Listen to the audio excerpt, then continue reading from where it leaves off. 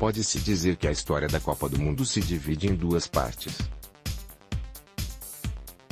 Uma, ainda incipiente, que nem a FIFA soube organizar convenientemente, do Uruguai/30 até a Suíça/54, as edições sem um conceito e sem formatação. Daí, a partir da Suécia/58, a outra, um início de grupos e um desfecho ao estilo mata-mata.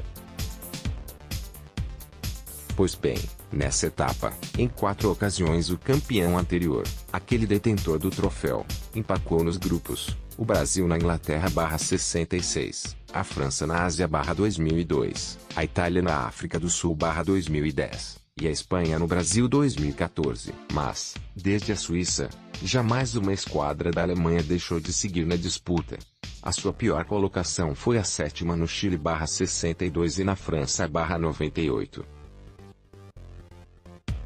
A rodada deste sábado, 23 de junho, a superpoderosa Mannschaft, ou equipe tedesca, corria o risco seríssimo de se despedir da competição da Rússia/2018 antes mesmo de os grupos se encerrarem. Bastaria que desabasse sob o peso da vigorosa Suécia, proveniente de um sucesso sobre a Coreia do Sul.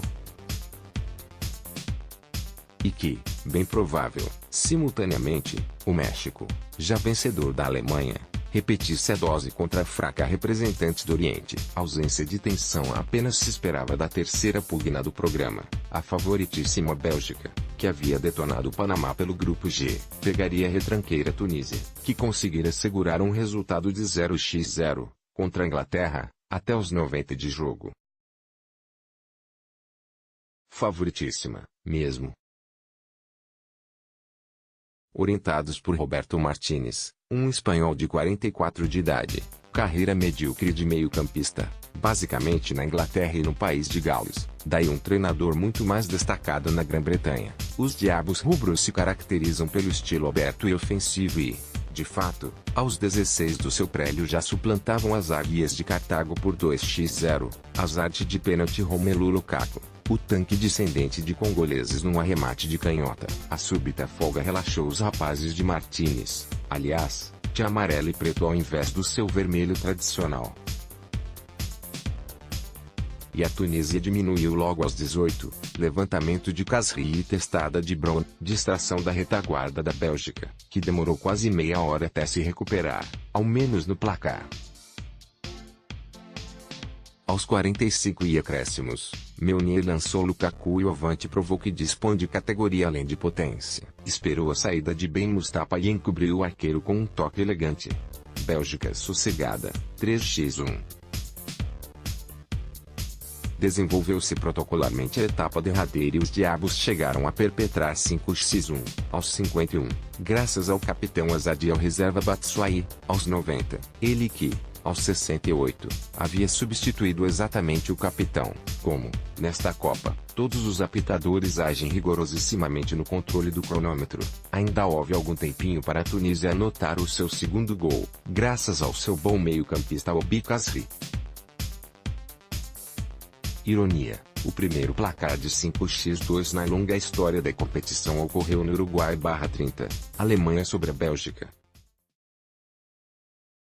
que desta vez já está nas oitavas, e com Lukaku, na artilharia, patamar dos 4 tentos, ao lado de Cristiano Ronaldo. A Tunísia apenas preservará alguma chance caso, neste domingo, 24, o fraquinho Panamá se enfez em reversa, destrua o seu próprio canal e ainda derrube a Rainha Elizabeth II e a monarquia da Grã-Bretanha.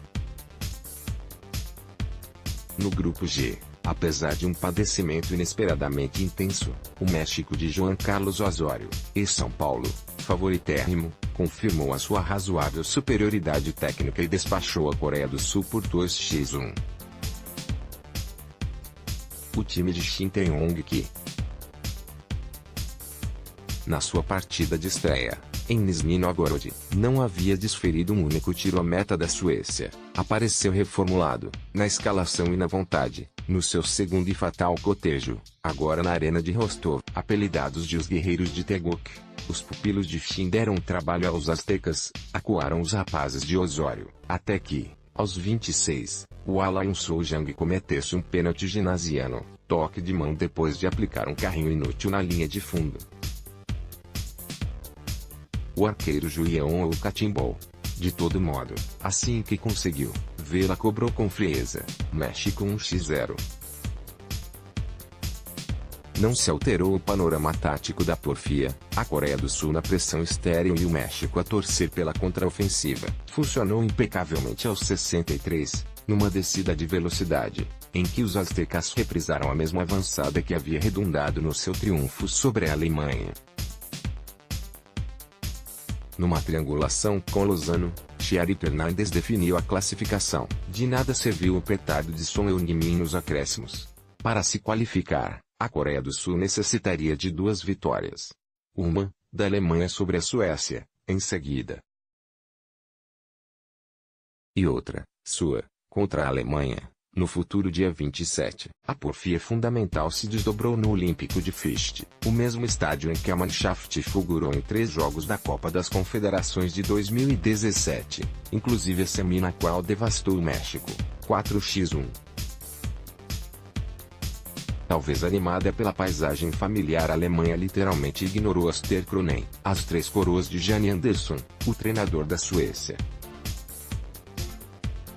Até que, aos 12, num contra-ataque fulminante, o primeiro no prélio, Marcus Berg invadiu a grande área de Manuel Neuer e recebeu um empurrão de Boateng, claríssimo, ostensivo, do mediador Simon Marciniak, da Polônia, e o pessoal do VAR, liderado por Clemente Turpin, da França, grotescamente não viram. Aos 32, no entanto, Ola Tavoinen, filho de um imigrante finlandês, investiu fogosamente em outro contra-ataque, sobrou sozinho à frente de Neuer e encobriu o arqueiro com um chapeuzinho delicioso. Suécia 1-0. Silêncio entre os torcedores da Alemanha, cabisbaixo o treinador Joachim Löw, que apenas se reanimou no intervalo e trocou o desaparecido Julian Draxler por Mario Gomes, bastante exigido pela mídia tedesca. Deu certo, ao menos simbolicamente. Aos 48, Timo Werner desceu pela esquerda e cruzou. Mario Gomes atrapalhou a zaga. Marco Reus se aproveitou e tocou, de chapa, quase de tornozelo, no cantinho da meta do perplexo Robin Olsen. No pugilismo, tal tipo de gol equivaleria a um soco no fígado. Nem sempre nocauteia, mas tira o fôlego, solapa, mina a resistência. A Suécia refluiu, a Alemanha cresceu volumosamente. Com Mario Gomes no meio dos beques, Marco Reus pôde recuar e assumir as tarefas de um real armador.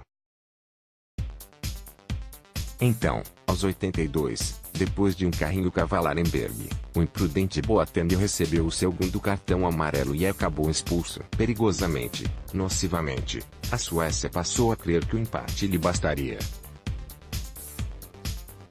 Sim, bastaria, mas apenas depois dos 90 e dos acréscimos eventuais até o apito final do árbitro precisaria lutar com mais eficiência, resgatar a freza típica dos nórdicos. Nada de gelo, todavia. Os derradeiros momentos do combate foram fervilhantes, infernais. Numa testada de Mario Gomes, uma intervenção monumental de Robin Olsen, um petardo de Brand no poste. Então, na lateral da área da Suécia, o recém-entrado Durmaz cometeu uma infração absolutamente idiota. Que os rolou a Helski, de curva, encobriu toda a Escandinávia e colocou no ângulo oposto de Olsen. Desalento das 3 coroas. A épica Mannschaft de volta à contenda. O dia 27 decidirá. Gostou? Clique em compartilhar, em tweetar, ou deixe a sua importante opinião em comentários. Muito obrigado. E um abração.